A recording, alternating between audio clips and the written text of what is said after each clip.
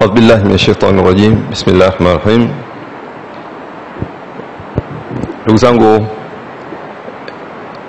tuko kwenye mkusanyiko wetu wa leo, tunaita baraza la Idi, ambalo tumetoka katika mfungo wa mwezi mtukufu Ramadhani. Na kwa kawaida shura maimamu kwenye kadhia hizi kubwa huwa tunakuwa na waraka ambao unakuwa unaeleza mambo mengi yanayohusu maisha yetu, mazingira yetu, haki mbalimbali, sheria, siasa.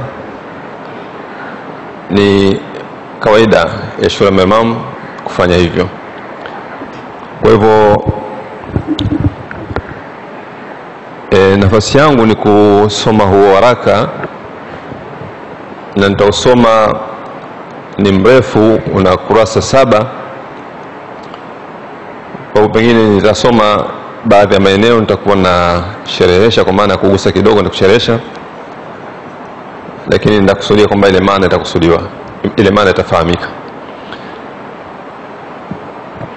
Waraka wetu unasema: Shura ya Maimamu Tanzania, waraka wa Idi al-Fitri mwaka wa Kiislamu 1446 sawa sawa na Machi 31, 2025. Utangulizi. Awali yote tunamshukuru Mwenyezi Mungu mwingi wa rehema kwa kutupa fadhila nyingi. Tunamwomba azidi kuturehemu kwa hili na mengine.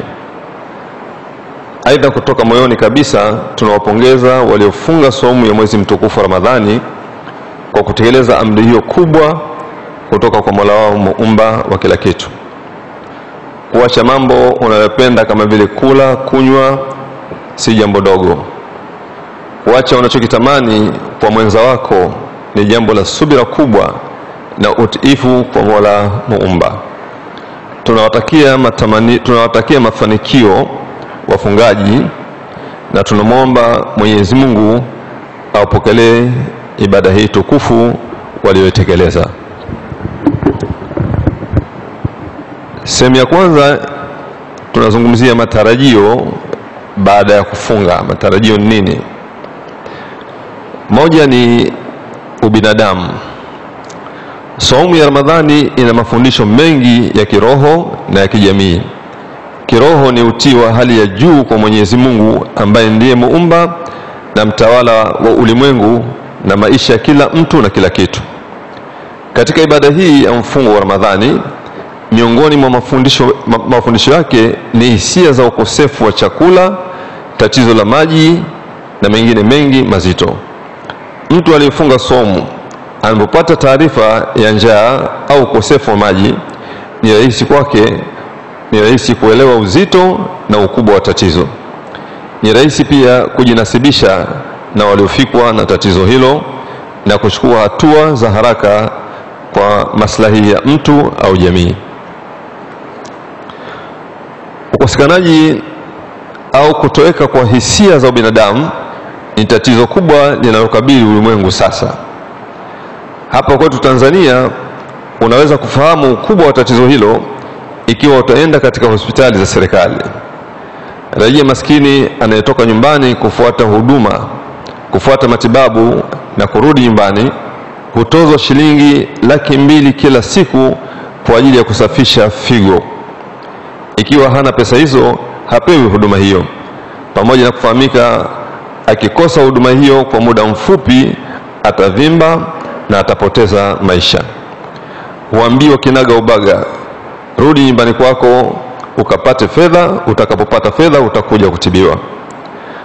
Maskini wengi Tanzania hufariki dunia majumbani kwao kwa kushindwa gharama za matibabu. Aidha, yule aliyemudu gharama za kulazwa katika hospitali hizo kisha akaishiwa pesa na kufariki dunia, serikali huzuia mwili wake mpaka deni lilipwe. Mtu ambaye maisha yake yote amelipa kodi ambayo imetumika kujenga hospitali, kununua dawa, vifaa tiba, na hatimaye kumlipa mshahara karani, muuguzi na daktari. Mara tu wanapofariki, thamani na haki zake za msingi havitambuliwi tena. Serikali ya Tanzania inamdai maiti maskini mpaka shilingi milioni 50 na kuzuia mazishi yake mpaka fedha hiyo ilipwe.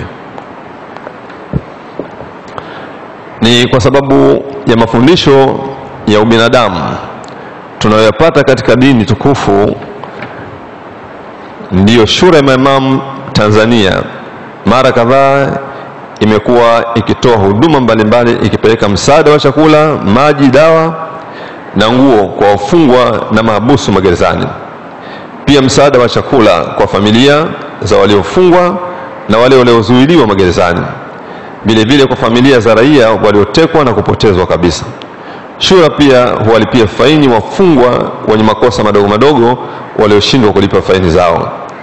Ni kwa sababu za ubinadamu, Shura huandaa zoezi la kuchangia damu kwa ajili ya wananchi wa Palestina wanaoangamizwa na majeshi ya uvamizi ya Israel. Kwa hakika saumu iliyofungwa kwa misingi yake na kueleweka lengo lake hujenga utu katika jamii. Maadili. Funga inakataza kusema uongo, kufanya ubadhirifu, ufisadi, ulafi. Inakataza kupoteza muda, kudhulumu na kutenda mambo yanayoleta uharibifu kwake mtu binafsi na kwa jamii kwa ujumla. Kwa hakika funga hujenga maadili ya jamii. Uhuru. Miongoni mwa matarajio ya funga ya Ramadhani ni kuwepo na kustawi kwa jamii yenye utu, mapenzi na iliyo huru. Katika lengo hilo la usawi wa jamii, miaka 1940 Waislamu wa Afrika Mashariki waliunda shirikisho kubwa, East African Muslim Welfare Society. Chini ya shirikisho hilo huru walipiga hatua kubwa katika elimu, uchumi na utoaji wa huduma za kijamii. Kwa bahati mbaya kwa Waislamu na nzuri kwa serikali, mwaka 1968 serikali chini ya rais wa kwanza Mwalimu Julius Kambarage Nyerere, bila ya kutenda haki, ilivunja shirikisho hilo kubwa. Mwaka huo ilisimamia kikundi mahsusi kilichoongozwa na Bwana Adam Nasibu kuunda chombo kilichopewa anwani ya Baraza Kuu la Waislamu wa Tanzania, BAKWATA. Baada ya kuunda chombo hicho, serikali iliwalazimisha Waislamu wote kuongozwa na chombo hicho. Matokeo sasa, Waislamu wa Tanzania wametiwa katika utumwa wa kidini, wamesukumizwa ndani ya mifarakano mikubwa sambamba na kuporwa wakfu na maendeleo waliyopata chini ya East African Muslim Welfare Society.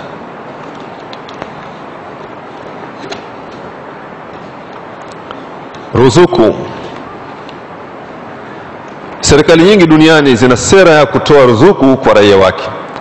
Tanzania ni miongoni mwa mataifa hayo. Miongoni mwa makundi yanayofaika na sera hiyo Tanzania ni pamoja na dini. Serikali imekuwa ikitoa mabilioni ya fedha kila mwaka kwa dini ya Kikristo. Waislamu tunatoa pongezi kwa serikali kwa kuunda sera hiyo muhimu. Hata hivyo, jambo hilo limekuwa na tatizo kubwa la urasimu katika utekelezaji wake. Kwa mfano, katika uwekaji wa misingi ya kisheria mwaka 1992 serikali iliketi na makanisa na walitia saini makubaliano MOU ya kutoa na kupokea fedha. Kwa hali hiyo, Wakristo wanapata ruzuku hiyo kwa mujibu wa sheria. Akiongoza rais wa aina yote, awe Muislamu, awe mpagani, awe Mkristo, wajibu wake ni kutoa ruzuku hiyo kwa Wakristo. Baada ya kutia saini, wananchi walielewa huo ni mkataba mkubwa wa kwanza wa kidini na wa pili utakuwa kati ya serikali na Waislamu. Tunasema jambo hilo linakabiliwa na tatizo la urasimu kwa kuwa toka mwaka 1992 mpaka leo hii ni miaka 33 Waislamu hawajapewa fursa ya kufunga mkataba huo na serikali. Lugha ya kisheria inasema ukichelewesha haki ya mtu ni sana kumnyima mtu huyo haki yake. Usalama. Matarajio ya Islam kama jamii nyingine ni kuwa salama katika taifa lao.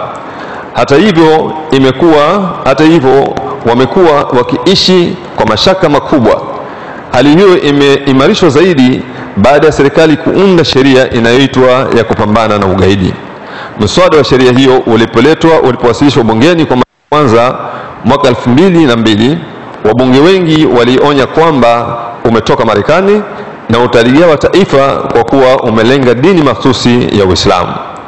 Madai ya wabunge yamethibiti kwa hali ya Waislamu Tanzania kuwa mbaya mno kiusalama. Wengi wao wameuawa na mamia wamewekwa magerezani chini ya sheria hiyo. Wamekuwa wakiwekwa magerezani kwa zaidi ya miaka 10 bila ya kuthibitishwa tuhuma wanazotuhumiwa. Ukiachilia mbali mamia ya waliopotezwa hawajulikani walipo, wale ambao waliwekwa magerezani kwa miaka mingi, baadhi yao hufariki dunia kutokana na mateso wanayopata wakiwa mikononi mwa vyombo vya dola. Aidha, pamoja na mswada huo wa sheria hiyo kutumiwa kwamba umetoka Marekani, lakini kuna tofauti kubwa ya umakini kati ya Marekani na Tanzania. Marekani ikitumia sheria ya ugaidi kutesa watu, imekuwa ikiwakamata na kuwatesa raia wa mataifa mengine, na kamwe hawafanyi hivyo kwa Wamarekani wenzao. Unaweza kukagua katika magereza yao ya mateso kama vile Guantanamo na kadhalika. Kwa upande wa Tanzania, wao wanaitumia sheria hiyo kuwapakazia ugaidi wa Tanzania wenzao na kisha kuwatesa mateso makubwa kabisa. Mfano huo wa Marekani tuliotoa si mzuri, bali tumeutumia tu kuonyesha hatari ya mataifa yetu kukubali kuwa manyampara wa ajenda za mabeberu.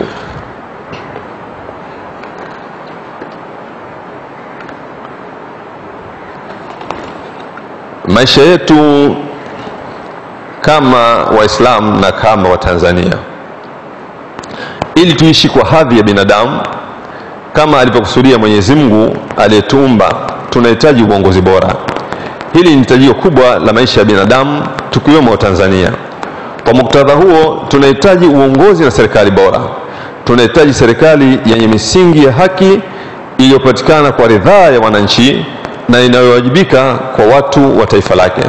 Serikali inayoheshimu sheria, inayotambua na kuheshimu uhai na uhuru wa watu wake katika nyanja zote za maisha.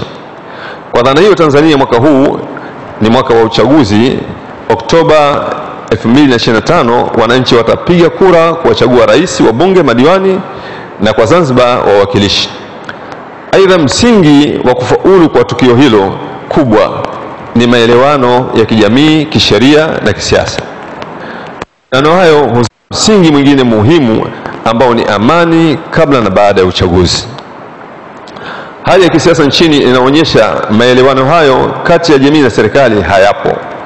Jamii ilitoa maoni yao ya katiba mpya ya taifa, lakini serikali imeyazuia. Maelewano ya kisheria pia hayapo.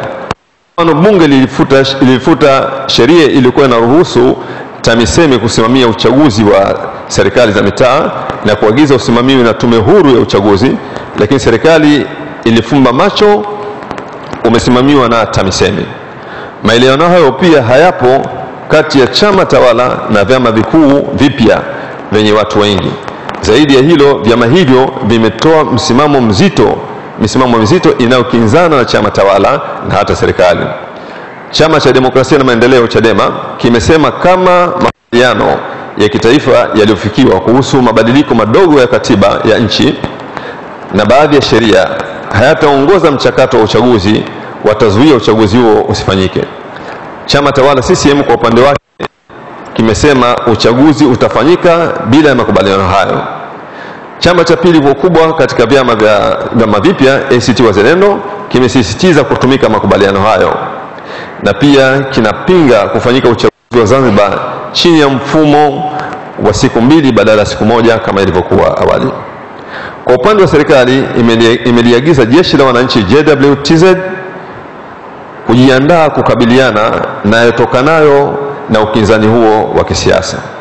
Kwa ufupi, hayo ndiyo mambo mazito ambayo Waislamu wa Tanzania tumeyatafakari ndani ya mwezi mtukufu wa Ramadhani.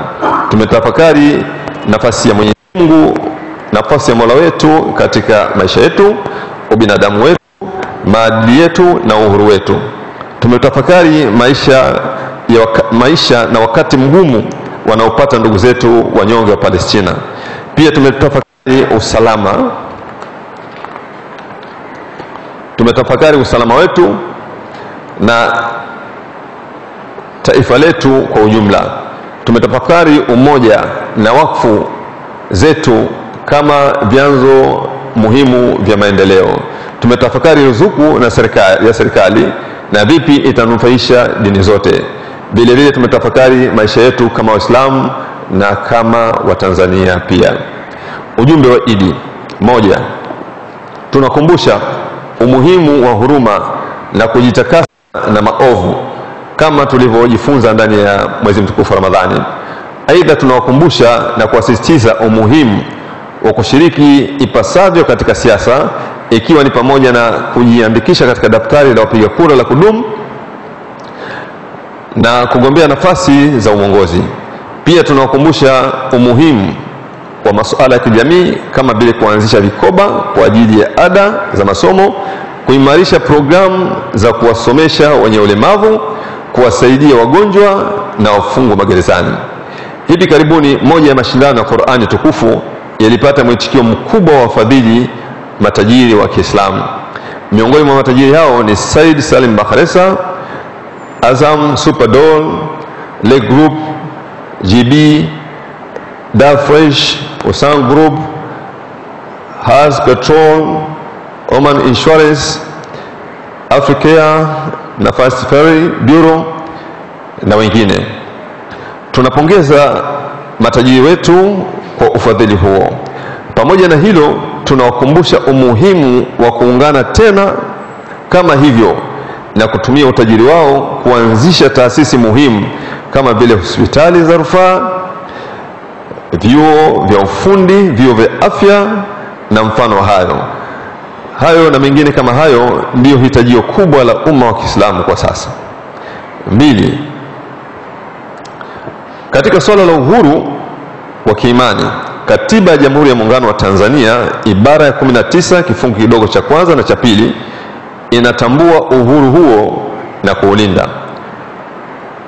Kwa kuheshimu uhuru huo na katiba nchi, serikali ilipaswa kutamka kwamba BAKWATA ina katiba yake na wanachama wake, na hao ndio wenye kuhusika na uongozi na dhamana ya BAKWATA.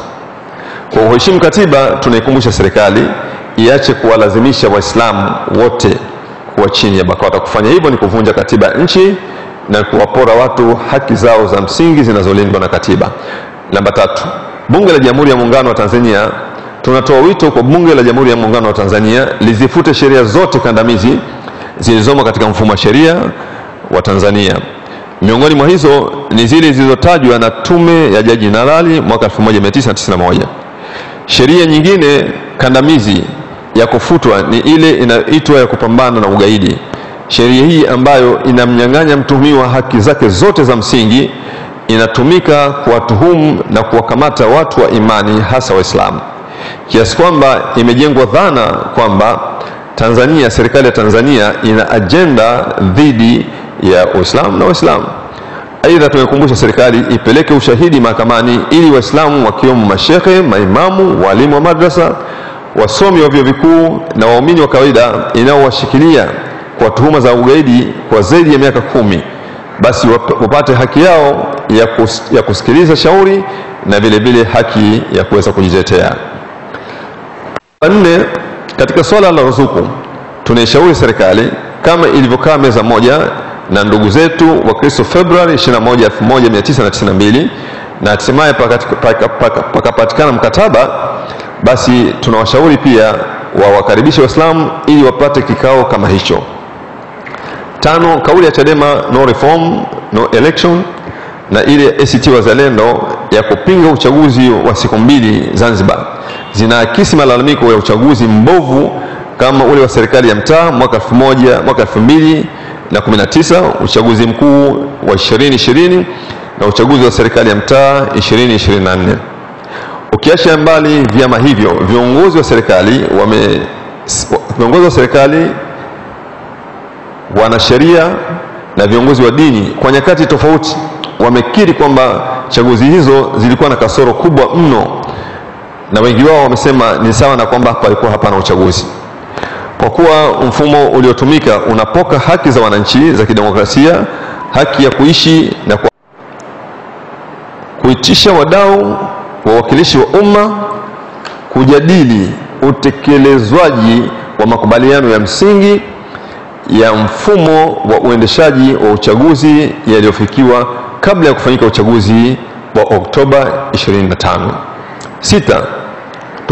Tumepokea kwa mshtuko mkubwa tamko la Rais wetu Samia Suluhu Hassan la kuliagiza jeshi la wananchi JW lijiandae kwa uchaguzi mkuu Oktoba 2025. Mshtuko huo ni kwa kuwa suala la uchaguzi ni la kiraia na jeshi halihusiki na masuala ya kiraia. Ni kweli kwamba jeshi la polisi na usalama wa taifa yanatuhumiwa kwa kiasi kikubwa na wananchi kupora haki zao katika chaguzi mbalimbali. Lakini pamoja na hayo, kwa mujibu wa katiba ya nchi, wao ndio wenye dhamana ya kulinda uchaguzi wa kiraia.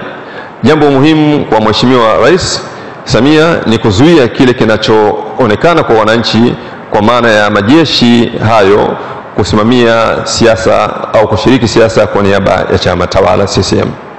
Aidha, kwa heshima kubwa tunatumia fursa hii ya mfungo wa mwezi mtukufu wa Ramadhani na baraza la Idi kumwomba Rais wetu Samia Suluhu Hassan atoe ufafanuzi wa kuhakikishia Tanzania na dunia kwa ujumla kwamba jeshi la wananchi JWTZ litaendelea na wajibu wake wa kulinda mipaka ya nchi tu na kamwe halitaingilia uchaguzi mkuu ujao na mwingine. Tunatoa wito huo kwa sababu tusingependa kuona muumini wa dini yetu tukufu ya Kiislamu na aliyefunga somo ya mwezi mtukufu wa Ramadhani anahusika na yale yanayoweza kutokea pale jeshi la kivita linapoingizwa uraiani.